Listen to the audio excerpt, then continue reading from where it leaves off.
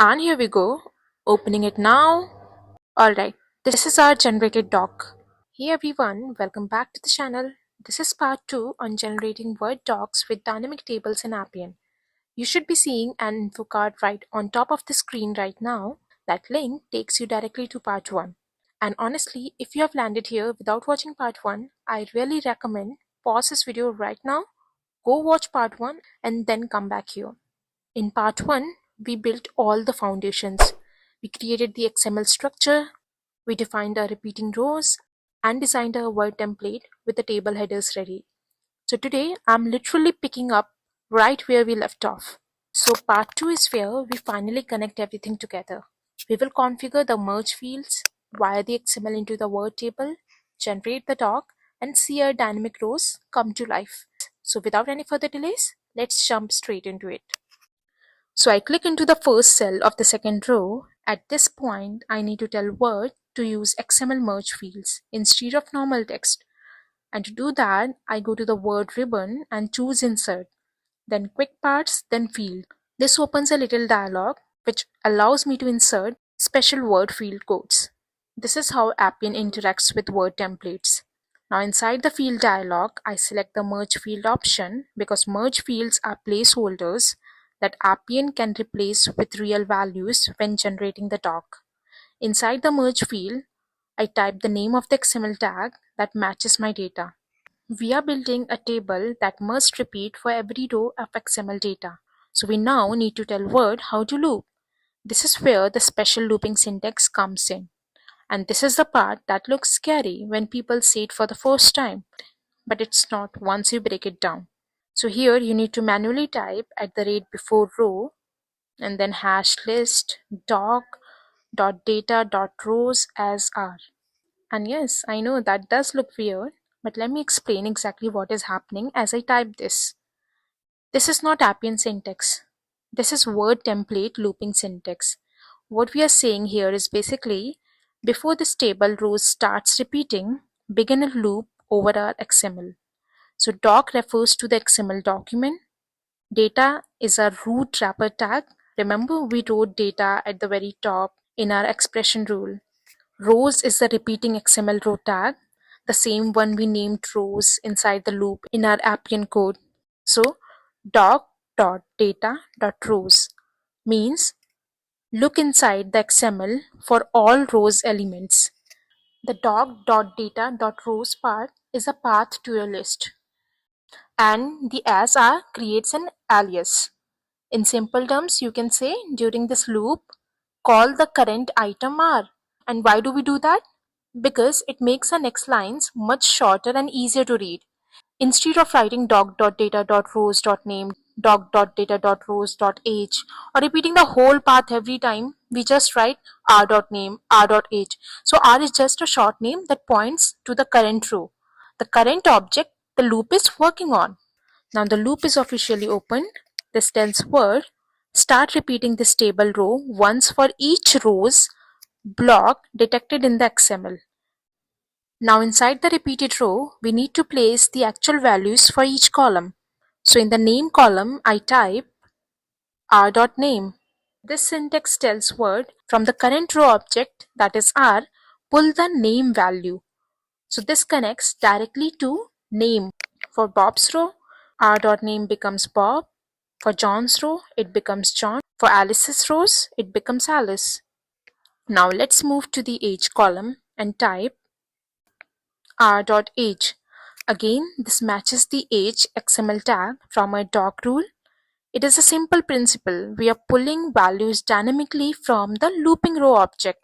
Do you notice how short that is? That's the benefit of using an alias. If I didn't alias, I would have to use the full path every time. And now finally, this step is extremely important. I need to close the loop. So in the last cell of the age column, right after r.age, I type @after row #list like this. This tells Word, we are done looping now. This after row tag is basically the closing bracket of the loop structure. If you open a loop with #list, then you must close it using /#list. Just like XML needs opening and closing tags, word loops work the same way. If you forget this closing tag, Word will break the template and the doc generation will fail. So it sees the before row instruction, starts looping through XML rows, duplicates the table row again and again, and fills name and age with dynamic values. When all rows are done, it hits the after row instruction and exits the loop. Alright, so now that the Word template is fully ready, the first thing I'm gonna do is save this template to my local machine. Once the doc is saved locally, we are done with Word for now. Now I switch back to Appian Designer because we need to upload this template into the application. I click New, select Document, and click Upload Document. Let me browse to the file I just saved. Appian shows me this checkbox that is already checked by default, the option to create a constant for this document. I'm going to keep this checked exactly as it is because this constant becomes a permanent pointer to a template.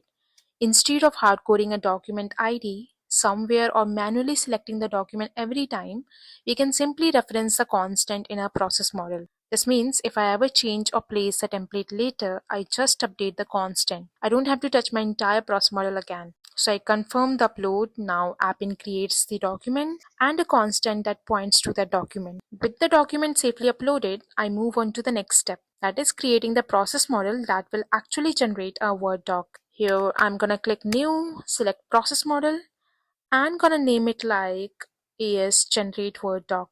Something clear and descriptive. So anyone reading this in the future knows exactly what this process model is used for. And here is the canvas view where we visually build the workflow. And there is a palette on your left hand side. Look for the plugin named Docx from Dynamic Template. This is the node that does all the work for us. It takes a Word template and XML data and outputs a dynamically generated document. I simply drag and drop this node onto the canvas between the start node and end nodes. Once it is placed, double click to open its properties so we can configure it. The first place we go is the data tab because this node won't run correctly unless we supply all required input parameters. The first input parameter is called doc template. This parameter tells the plugin which Word template to use for generating the document. I reference a constant that was created when we uploaded the document earlier. Next up is the XML data model parameter, and this is a mandatory one. This is where I map our expression rule, the same rule we built earlier that generates the XML containing data, rows, name, and age tags. The next parameter is create new document. This is simply a yes or no flag. I set this to true. When it is true, the plugin always generates a brand new document when the process runs. Then comes new document name. This is the name that the generated document will have in Appian once it is created. For this demo, I keep it simple. In real projects, you would normally make this more dynamic, for example, including a timestamp, customer name, or record ID. Next input is save in folder. This determines where the resulting document will be stored in Appian Documents. I already have a constant that points to a document folder, so I reuse that here. And this is important, the folder we map here must be of type document folder. Once a folder constant is mapped, our input configuration is complete. Now I switch over to the Outputs tab.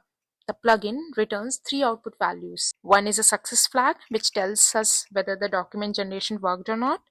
Another is an error message, which will contain details if something goes wrong. And the third is new doc created. We want to capture all three of these so we can use them later for debugging. So I simply click the plus icon next to each output field.